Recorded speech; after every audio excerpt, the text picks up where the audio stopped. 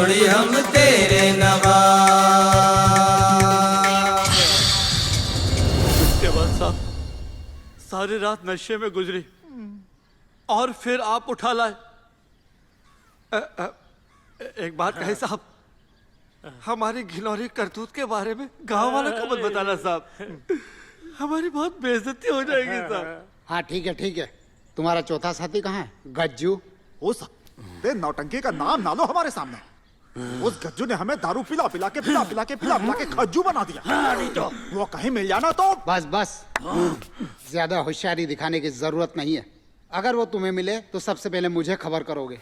हाँ साहब। इससे पहले कि कोई तुम्हें थाने में देखे, निकलो यहाँ से। चलो भागो।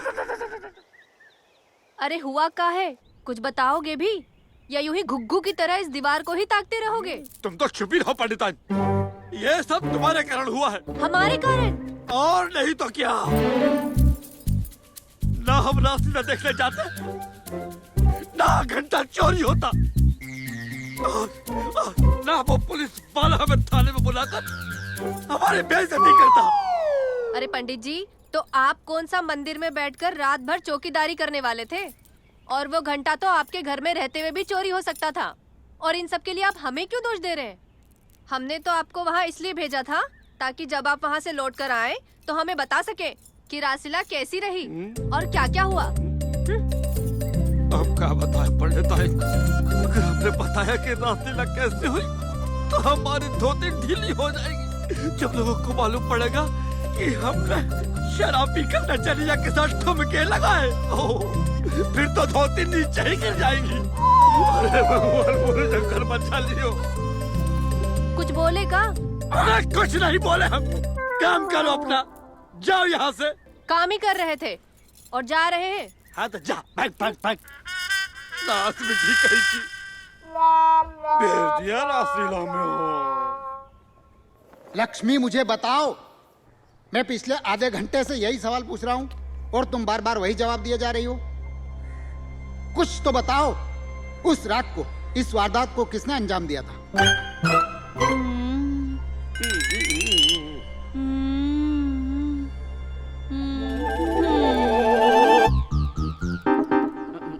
यही है वो, यही। किसी ने मंदिर का घंटा चुराया, मेरे पति को मारा, मेरा बच्चा चुराया, यही है।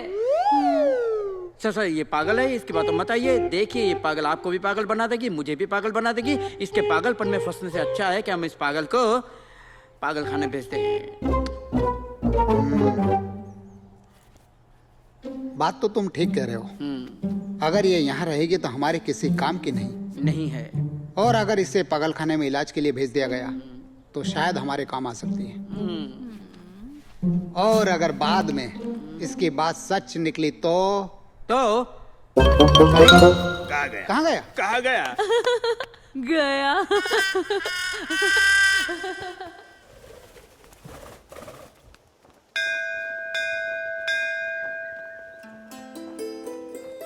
शुभांगी, हाँ, यह हमारे गांव का सबसे पुराना मंदिर है।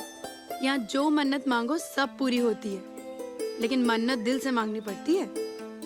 यार पप्पी, मैं शहर से तेरे गांव घूमने आई हूँ, कोई मन्नत वन्नत मांगने नहीं आई।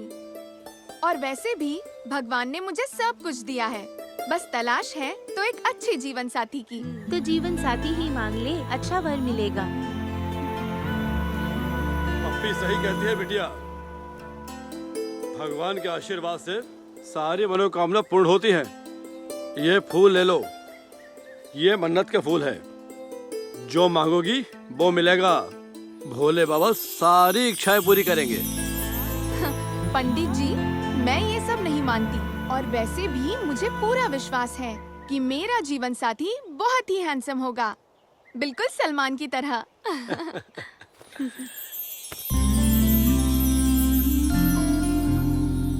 और मेरे बारे में क्या ख्याल है?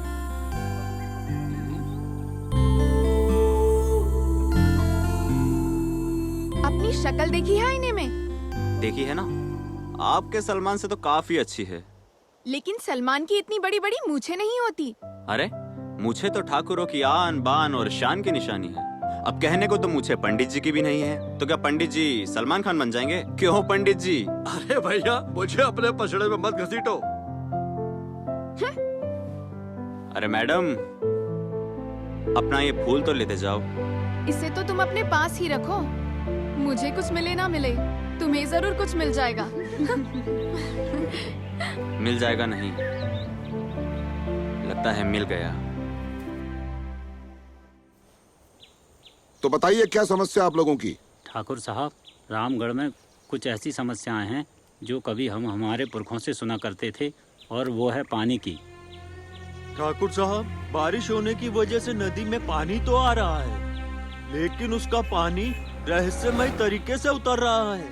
पता नहीं ये पानी जाता कहाँ है।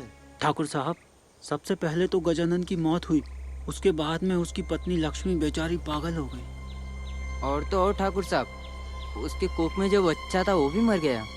ठाकुर साहब, लगता है हमारे गांव को किसी की नजर लग गई है। अब तो पूरा गांव आपके भरोसे है। बाबूजी, अगर बारिश के दिनों में नदी का जलस्तर लगातार गिरता रहा तो वो दिन दूर नहीं जब हमारा गांव सूखे की चपेट में आ जाएगा। बात तो बिल्कुल सही कह रहे हो।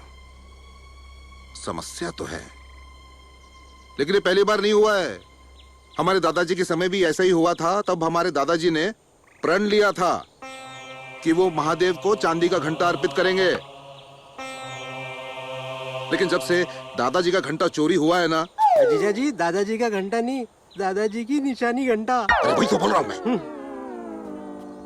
तो तब से विपदाएं बढ़ गई हैं।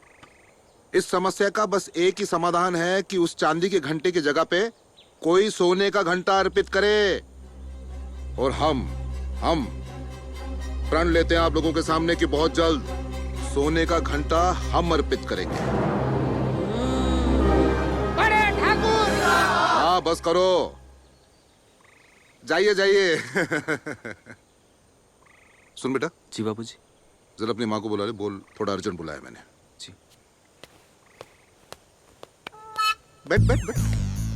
ये बीच बीच में क्यों घुसता रहता है तू? ये नुक्ताचीनी करने की आदत कब जाएगी तेरी? बोल।